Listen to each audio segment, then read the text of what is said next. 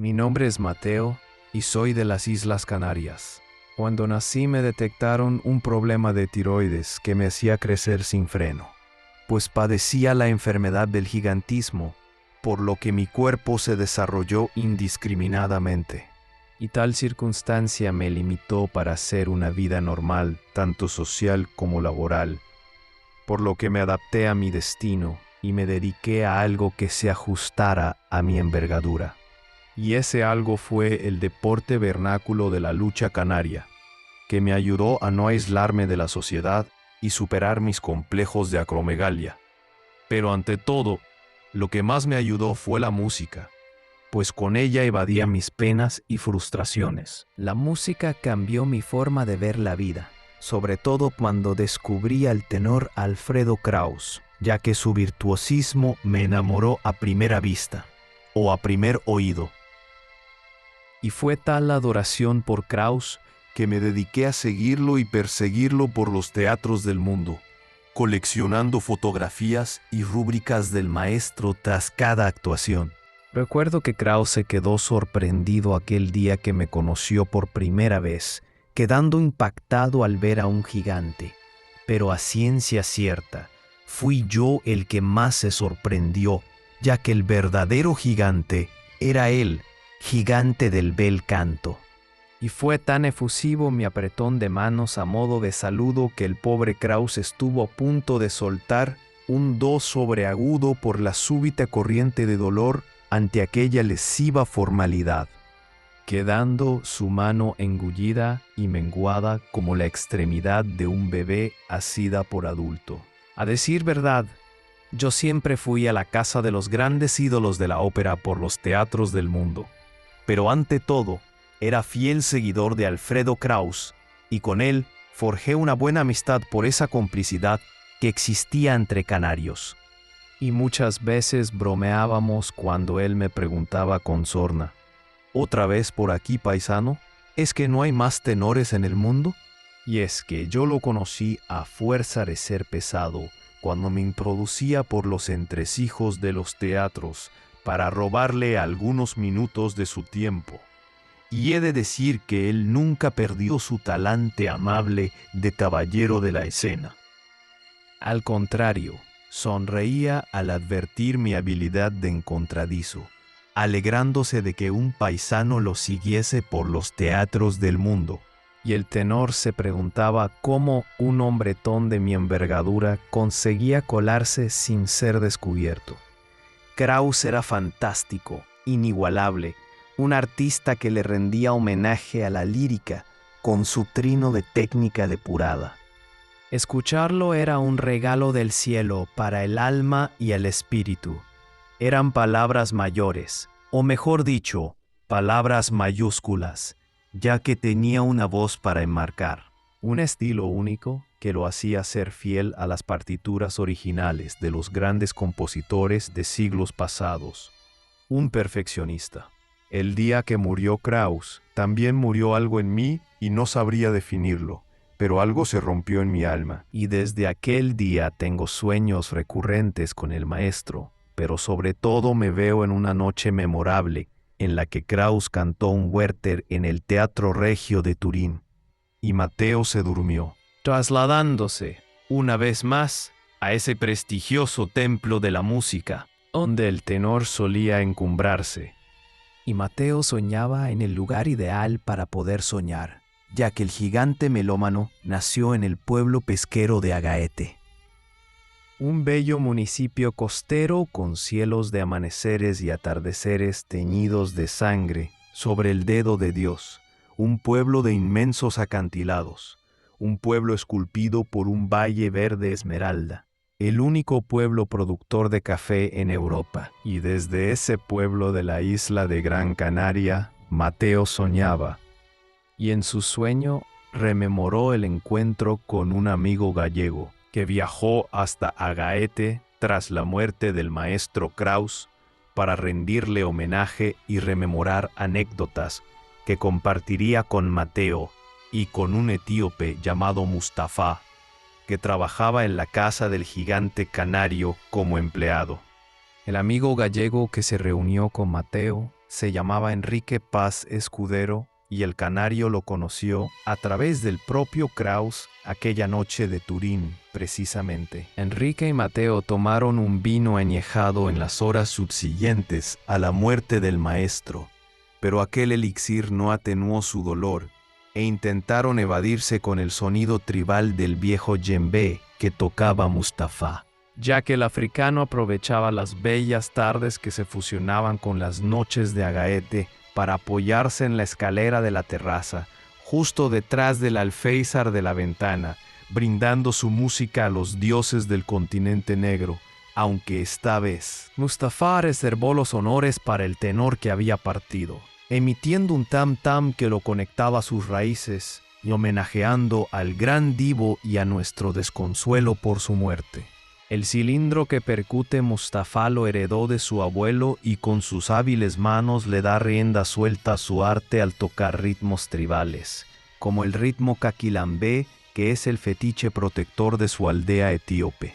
Y qué mejor homenaje para Alfredo Kraus que el de escuchar la percusión de Mustafá en una noche en la que danzaban las estrellas en el firmamento, con su coro de voces para que el tenor entonase desde ese mágico cielo su último Ave María de Schubert. Dicen que las montañas y acantilados de Agaete están humanizados, y las manos del etíope embrujaban a la humanizada montaña con su tam-tam, elevando su tañido desde las faldas a las cimas, y de allí a las lejanas estrellas, donde la estrella mayor continuará cantando hasta el infinito. Mateo y Enrique escuchaban a Alfredo a través del susurro del viento. Pero volvamos al relato de Turín, ya que Mateo seguía soñando en retrospectiva. Debido a que su subconsciente añoraba la realidad de su pasado y por ello se desplazó una vez más al Teatro Regio de Turín para disfrutar del arte lírico, pues actuaba Kraus en una obra que solía bordar con hilos de oro y plata, y bordó el Werther de Jules Massenet con un público volcado que aplaudió a rabiar. Magnífico. Y como en otras ocasiones, Mateo quiso acercarse a saludar tras la actuación, pero ese día no consiguió su objetivo porque Kraus se había ido antes de tiempo. Entonces el gigante canario decidió abordar a otros componentes del elenco que permanecían en el Coliseo, saludando a la mezzosoprano Joy Davison y al barítono Claudio Desderi, y enterándose del motivo de la ausencia del tenor principal. Y es que Alfredo Kraus tenía una cena en el restaurante Luculiano de la Vía Asieta, lugar que regentaba la familia Rivichesu. Luculiano era famoso por homenajear a los célebres tenores y sopranos del mundo. De hecho, las paredes de aquel negocio estaban atestadas con las fotografías de Corelli, del Mónaco, Taddei, Cosotto, Massini, Merli y un largo etcétera. Mateo lo meditó unos segundos y decidió acudir al lugar, sabiendo de antemano que Alfredo no se molestaría con él, al contrario, pues era una persona de talante cariñoso y cercano, para quien lo admiraba. Y fue una certera determinación la del gigante de Agaete, ya que allí pasó una de las noches más mágicas de su vida. Quien advirtió la presencia de Mateo al instante de entrar al restaurante fue el propio Alfredo, ya que levantó la vista y lo cazó de forma casual, o no tan casual, porque fue como si Alfredo esperara la llegada de alguien muy cercano, como si intuyera que el luchador de Agaete iba a hacer acto de presencia. Alfredo lo identificó a la primera, cosa que tampoco era muy difícil, dada la corpulencia de un Mateo que no deseaba importunarlo en su velada. Pero Kraus hizo un gesto para que el gigante se acercara a su mesa. Lo primero que dijo Kraus al acercarse Mateo fue algo así: «Canarión, te tengo visto hasta en la sopa», estrechándole la mano a modo de saludo, y rematando con un «sin apretar paisano, que te conozco». Acto seguido, Alfredo le presentó a varios comensales, sorprendidos al ver la envergadura del canario, entre los que estaba Enrique Paz Escudero, un joven y tímido alumno de Alfredo Kraus, con el que Mateo entablaría una buena amistad a raíz de conocerlo en el Luculiano. Enrique Paz no fue un simple alumno de Kraus, Fue el primer alumno al que el maestro acogió para instruirlo, tras detectar en él altas dosis de talento canoro. Y se puede decir que aquel talento fue descubierto por el propio Krauss, tras recomendárselo un amigo en común. Y casualmente, unos años antes de conocerlo, ambos coincidieron al compartir escenario, sin saberlo, en una obra musical representada en la ciudad española de A Coruña, ya que Alfredo brillaba con la ópera El pescador de perlas, mientras que un joven Enrique cantaba medio escondido entre el coro de voces que secundaba al tenor canario. A partir de ahí, el joven gallego quedó prendado con la voz de Krauss y se propuso emprender la carrera lírica. Enrique y Mateo hicieron buenas migas en su primer encuentro del lucuyano, contándole el gallego al gigante canario, que antes de ser discípulo de Krauss, viajó a Milán tras conseguir una audición con la gran soprano Elvira de Hidalgo. Una prueba de fuego en la que éste cantaría un aria de Lucía di Lammermoor, y la prueba resultó un éxito, ya que Enrique se entusiasmó al pisar la casa de aquella célebre soprano. Además de saber que ocupaba la misma habitación que ocupó María Callas en su día, siempre acompañada al piano por la señora de Hidalgo, el mismo piano que ahora lo acompañaba a él. Y Elvira se conmovió con el timbre de voz del joven aprendiz, escribiendo una carta en la que enaltecía las cualidades favorables de aquella voz.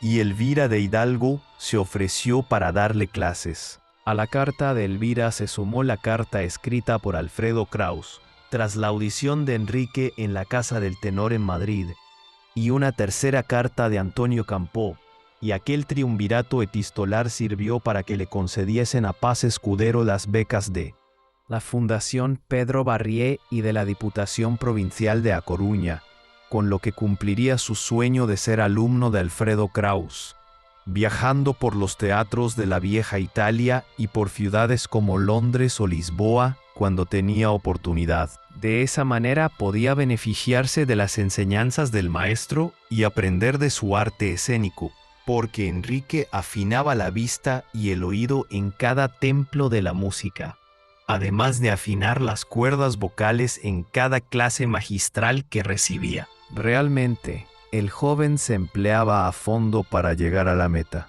y en ese momento en que Enrique Paz le contaba a Mateo su historia personal, apareció el primer ribicheso a escena, el dueño del restaurante lucuyano, el patriarca de pelo blanco y bigote del mismo tono al que todos llamaban Papa.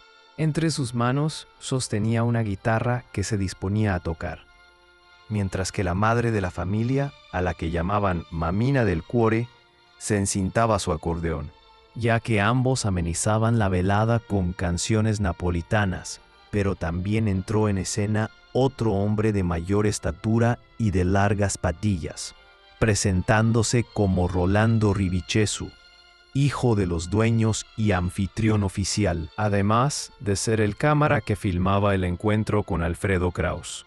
El tenor canario estaba encantado con la presencia del gigante canario y lo obligó a que se sentara junto a él y a Enrique, mientras que los Ribichesu entonaban algunas melodías que alegraban el alma. Mamina del Cuore tocaba el acordeón con maestría y el Papa rascaba las cuerdas de su guitarra al tiempo que cantaba, con su hijo Rolando, filmando el encuentro de aquella noche extraordinaria. Entre pieza y pieza, los anfitriones les ofrecían un vino rosso de la Toscana, deleitándolos con la agradable música napolitana y la típica comida italiana, pero lo que nunca se imaginó el gigante Mateo es que iba a forjar una verdadera amistad con aquel tímido gallego que estaba llamado a ser un tenor mundial, además de poseer corazón noble y alma bondadosa. A Mateo no le extrañó un ápice que Krauss se fijara en él,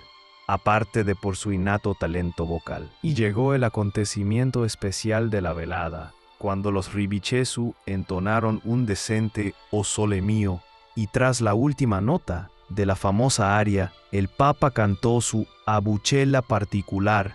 Entonces se hizo el silencio en la sala, puesto que el patriarca ponía empeño y sentimiento, y había que corresponderle con respetuosa atención.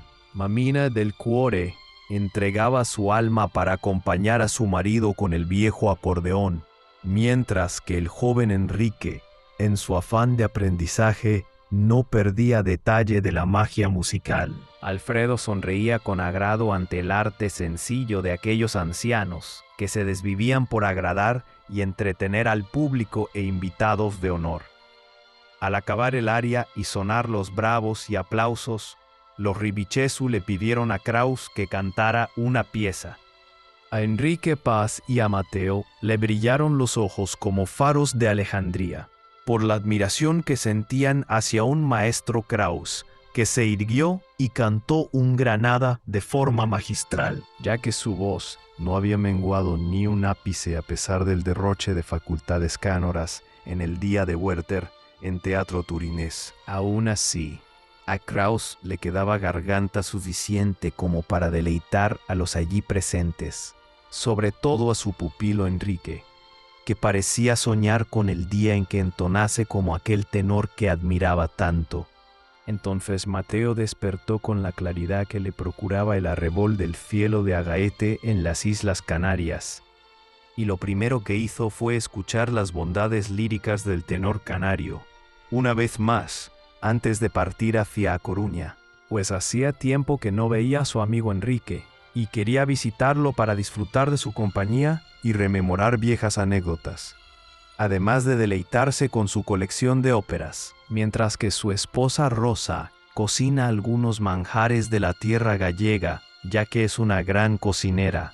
Finalmente, Mateo desarrolló en su vida una misma respuesta para las personas que lo consideraban un gigante.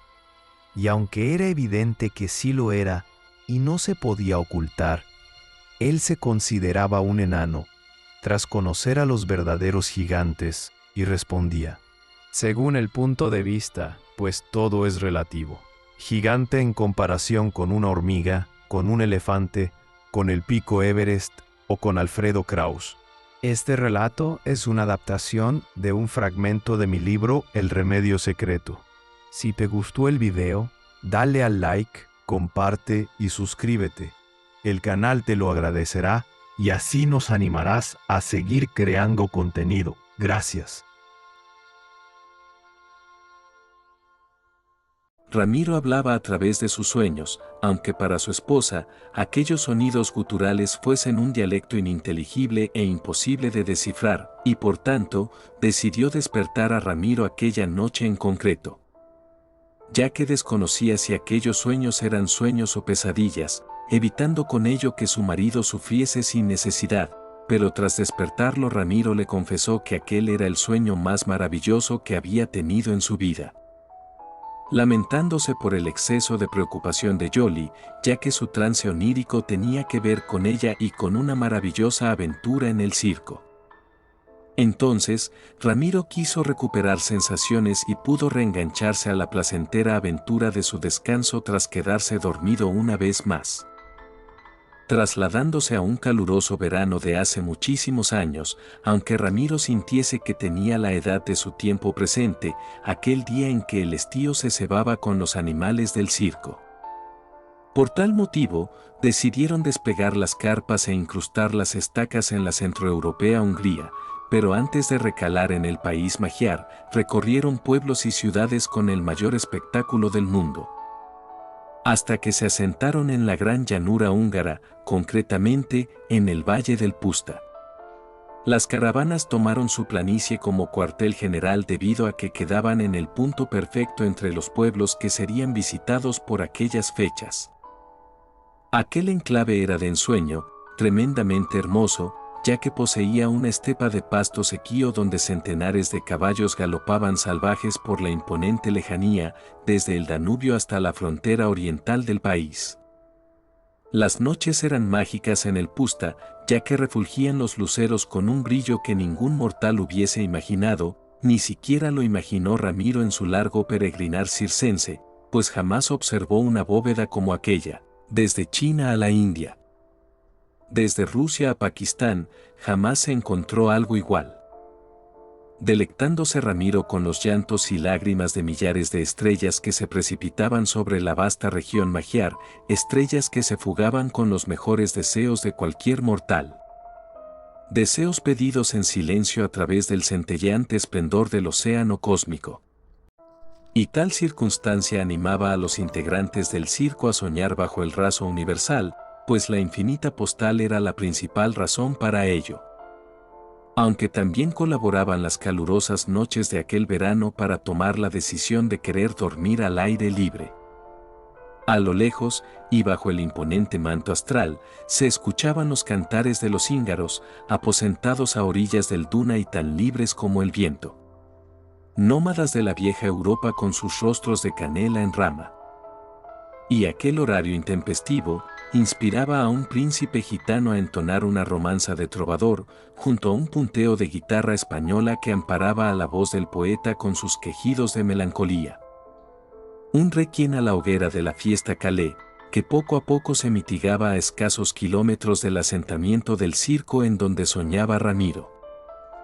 Y poco a poco se clausuraba la maravillosa vigilia, más cercana a la alborada que a la umbría de bóveda durmiente, mientras decrecían los acordes de aquellos músicos gitanos de guitarras y violines.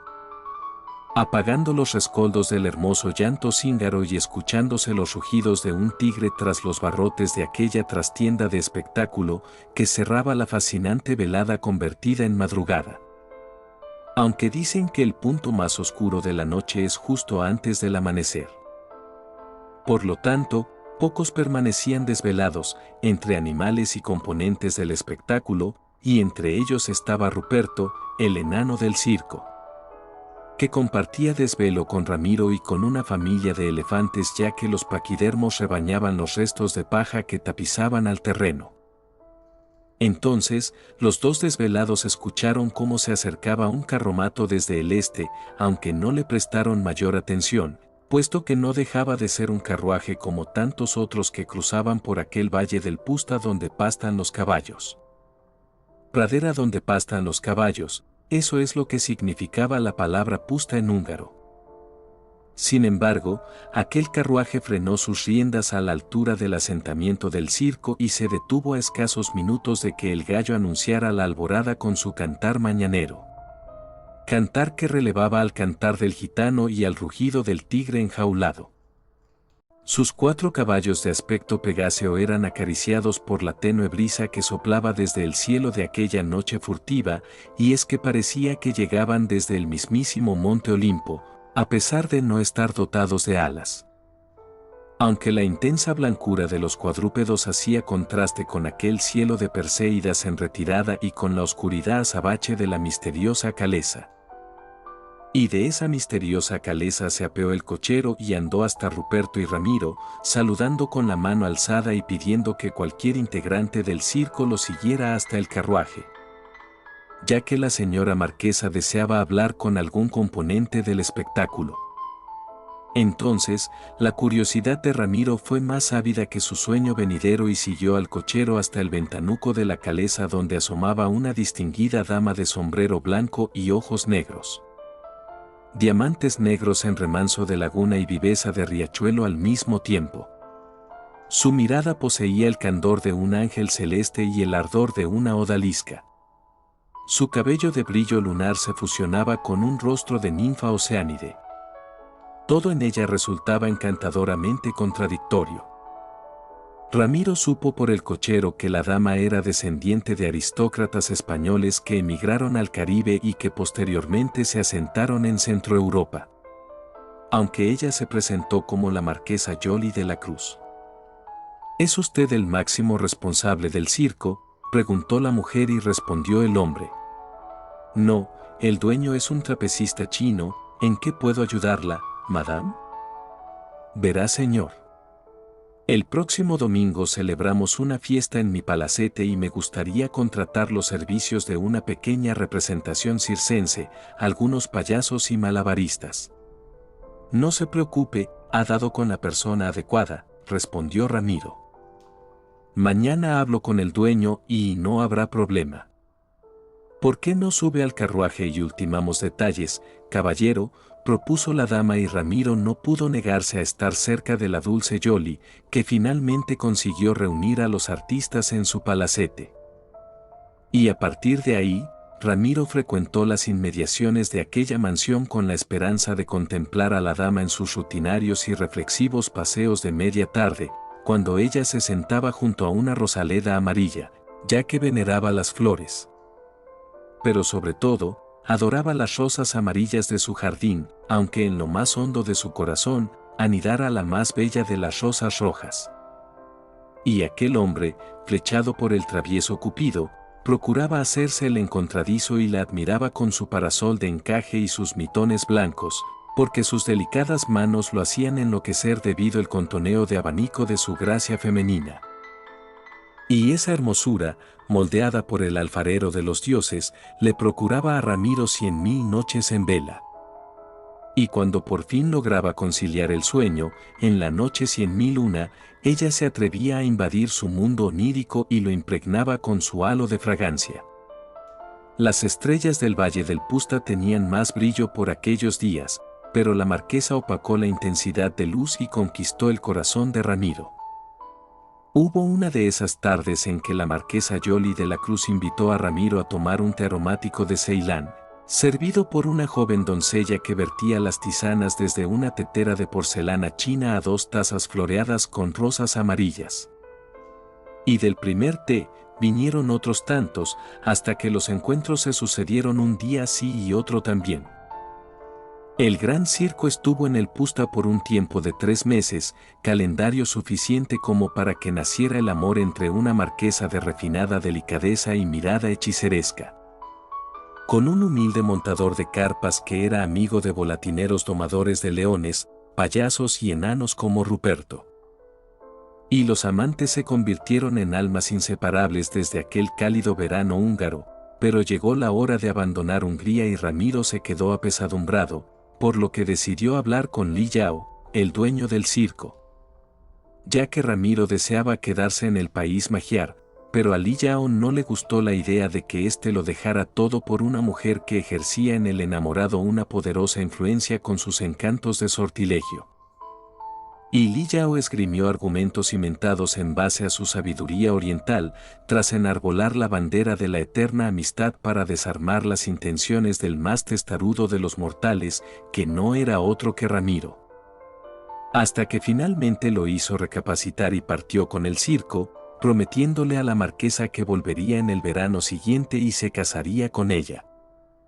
Y así fue, se despidieron y Ramiro mantuvo el contacto por correspondencia, informándola de las buenas nuevas y del itinerario circense en sus pasionales y apasionadas cartas, pues cada sobre portaba una rosa amarilla impregnada de su fragancia, procurándole el prensado a cada flor para que sus pétalos cupieran en sus respectivos sobres.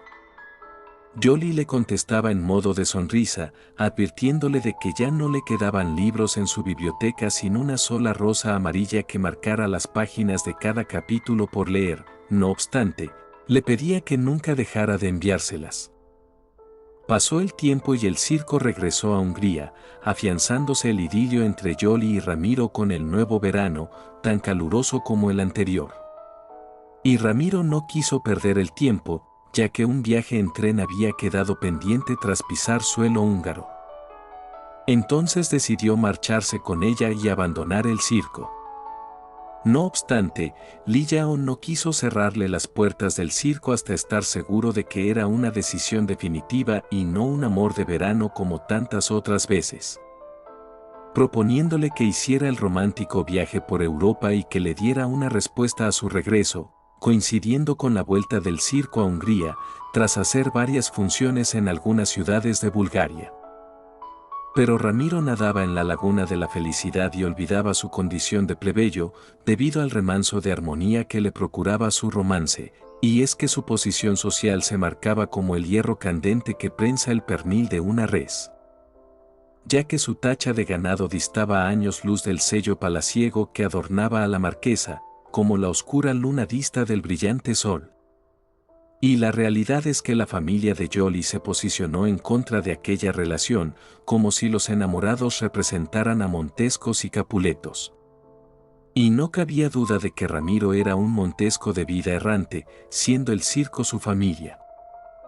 Aquel inconveniente de Ralea no doblegó a los amantes y decidieron proseguir con el plan de tomar el Orient Express que iba hacia París tras hacer escala en Hungría desde el este. La idea era llegar a Francia y cruzar el Canal de la Mancha, ya que en Inglaterra residía el hermano diplomático de su amada. Su nombre era Gustavo Mateo de la Cruz y ostentaba el cargo de embajador de la República Dominicana en Londres. Jolie necesitaba sus consejos tras el conflicto a modo de desavenencias familiares, además de buscar su beneplácito, puesto que la dama lo respetaba al considerarlo un hombre cabal y abierto a las libertades. Y es que la hermana de Gustavo Mateo saldría reforzada moralmente de aquel encuentro si éste aceptaba el enlace matrimonial y como buen diplomático, aceptó y prometió que mediaría entre las dos partes, pero sobre todo con su estricto padre. Un militar retirado que también se llamaba Gustavo Mateo, y su madre, la marquesa Augusta de la Cruz. Pero antes de eso viajaron a Escocia y se instalaron en un castillo de Edimburgo con sus murallas revestidas de hiedra, pasando 3 maravillosos meses al recorrer cada mañana aquella campiña en caballo. Pero el intenso verano se fue acabando y llegó el momento del regreso a suelo húngaro, convencidos de que se casarían al pisar la tierra magiar. Entonces tomaron el ferrocarril de la British Southern Railway que salía de la estación Victoria hasta Dover, y de allí embarcaron en el ferry que atravesaba el Canal de la Mancha y atracaba en el puerto de Calais. Subiéndose a otro tren que arribó a la estación de La Gare, en Lyon, que finalmente acopló sus vagones en el Arlberg Orient Express, ya que el regreso a Hungría no se hizo en el original Orient Express por razones de ruta, puesto que el Arlberg los dejaba en la misma Budapest, además de que ofrecía un servicio de primera clase debido a la calidad de los exquisitos platos que preparaba su renombrado chef de cocina. A Ramiro le sorprendió la cantidad de personajes de alcurnia que viajaban a su lado. Sin embargo, para Jolie no era algo novedoso el hecho de codearse con el pasaje de aquella mansión andante de lujosos coches cama y sofisticados vagones restaurante, más propios de príncipes que de nómadas del circo, que dormían bajo las estrellas del Pusta. De Zúrich pasaron a Innsbruck y luego de Viena a Budapest. Se apearon y el tren siguió su ruta a Belgrado y finalmente a Atenas. Jolie residía a las afueras de la ciudad de Kecskemét, la capital de la región del Pusta, y los domingos asistía a una iglesia barroca del siglo XVIII, alternando visitas con la iglesia franciscana erigida en el siglo XIX.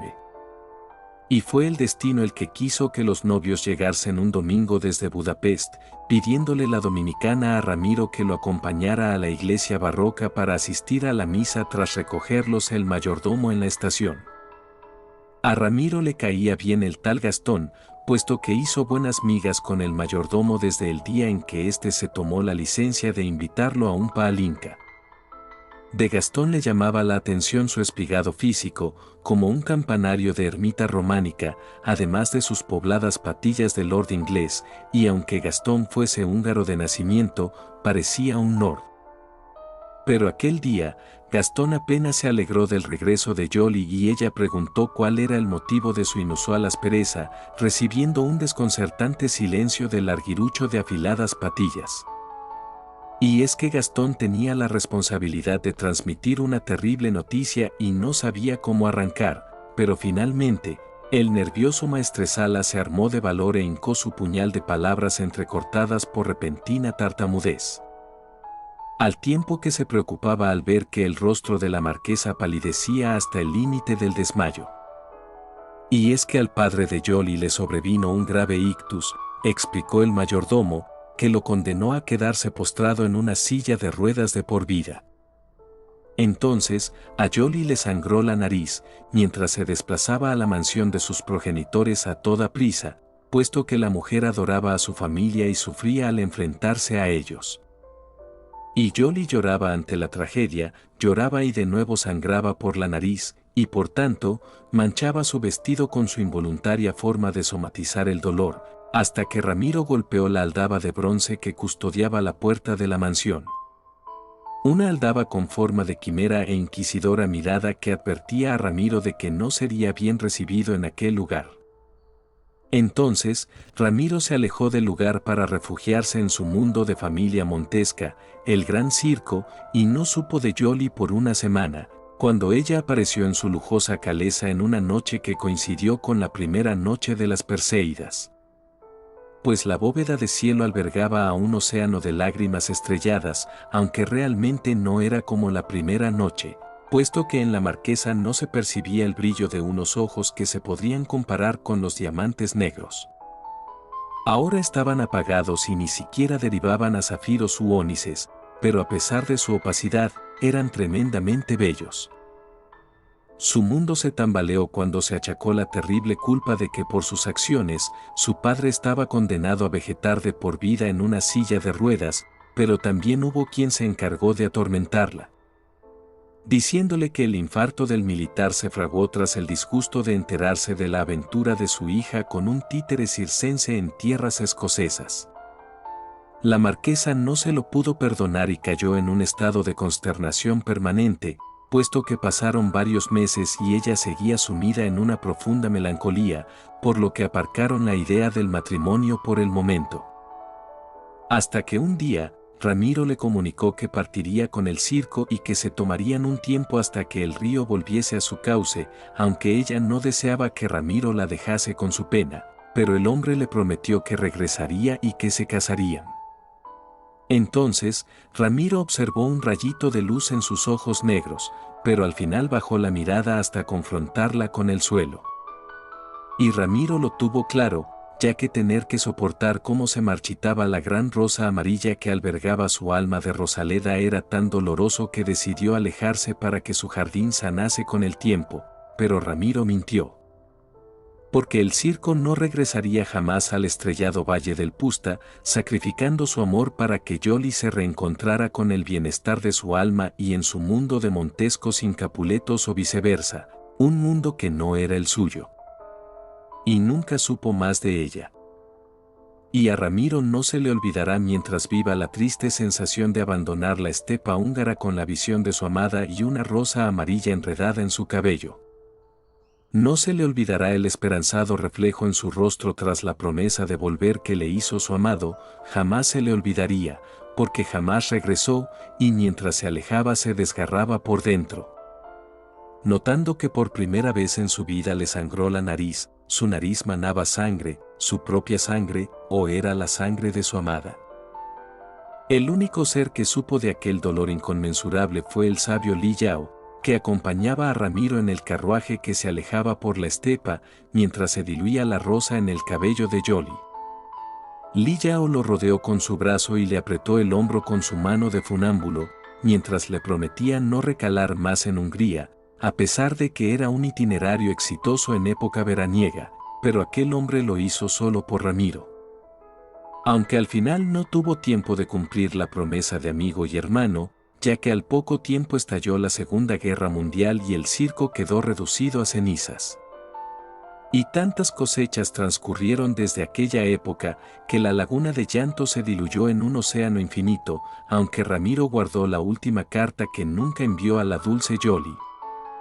Carta cerrada, sellada y adormilada con su escritura de buenas intenciones, carta impregnada con la fragancia de una rosa amarilla aprisionada en aquel sobre del mismo tono por el inmisericorde paso del tiempo. Una carta que Ramiro conservó como marcador de su historia convertida en sueño, y por ello aún veía a la dulce Yoli con la mano alzada en la lejanía del camino, con sus ojos como diamantes negros, esperando su regreso con su amor apasionado, con sus alegrías y tristezas, puesto que todo en ella resultaba encantadoramente contradictorio, incluso su rosa amarilla, porque en lo más hondo de su corazón anidaba la más bella de las rosas rojas. Y Yoli despertó a Ramiro de su sueño infinito. Este relato es una adaptación de un fragmento de mi libro El Remedio Secreto. Si te gustó el video, dale al like, comparte y suscríbete. El canal te lo agradecerá y así nos animarás a seguir creando contenido. Gracias. Mi nombre es Alfonso y soy estudiante de Bellas Artes, siendo mis disciplinas favoritas la pintura, la escultura y el dibujo, aunque la pintura es lo que mejor domino, ya que es mi obsesión. Hasta el punto de que mis sueños y pesadillas siempre tienen una estrecha relación con el mundo pictórico.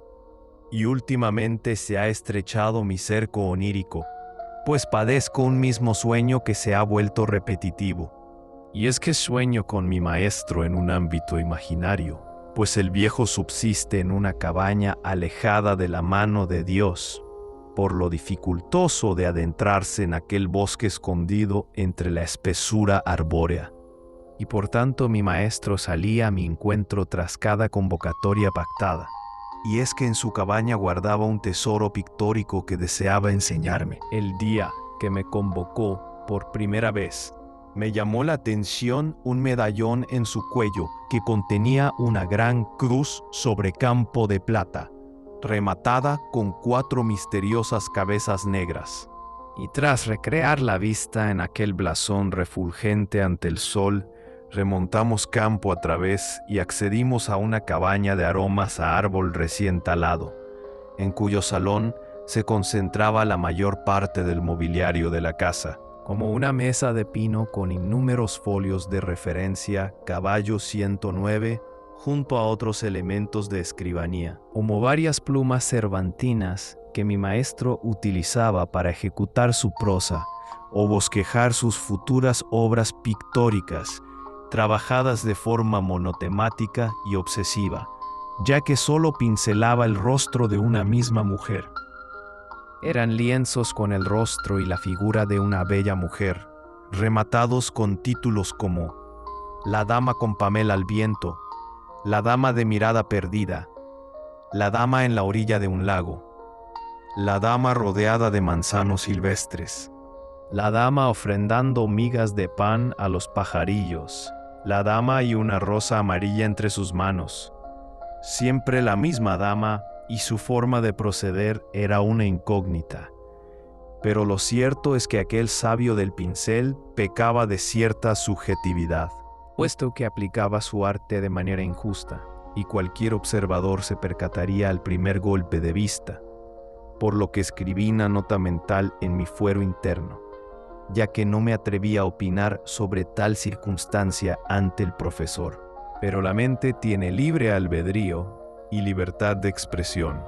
Por eso pensé que la poquedad procurada por el pintor a la hora de plasmar colorido sobre el boscaje que subyace por los alrededores de la misteriosa dama de los lienzos, denota una clara intención, y es que la vegetación es un simple convidado de piedra, un atrezzo de segundo plano, un minimizado cortejo que idolatra a la protagonista principal, y verdaderamente, la dama no necesitaba que se exaltara su belleza en detrimento y menoscabo de la belleza de la madre naturaleza.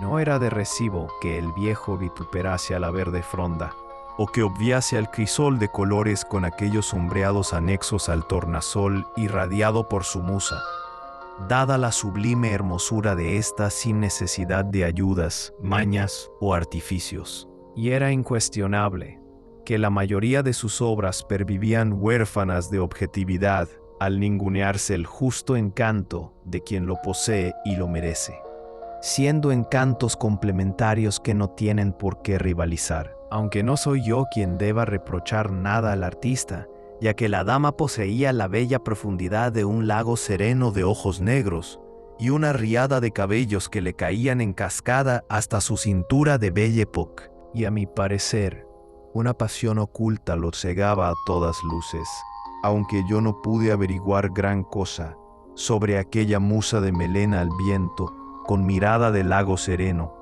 y no supe más, porque el viejo no dijo más, desviando la atención y continuando con su cometido de anfitrión al mostrarme su escondrijo más preciado, una antigua mina de carbón habilitada como almacén y lugar de esparcimiento. El maestro hablaba del lugar como si se tratase de una de las minas más profundas de la tierra, como las minas de Kitzbühel en el Tirol o las minas Butzenberg en Bohemia.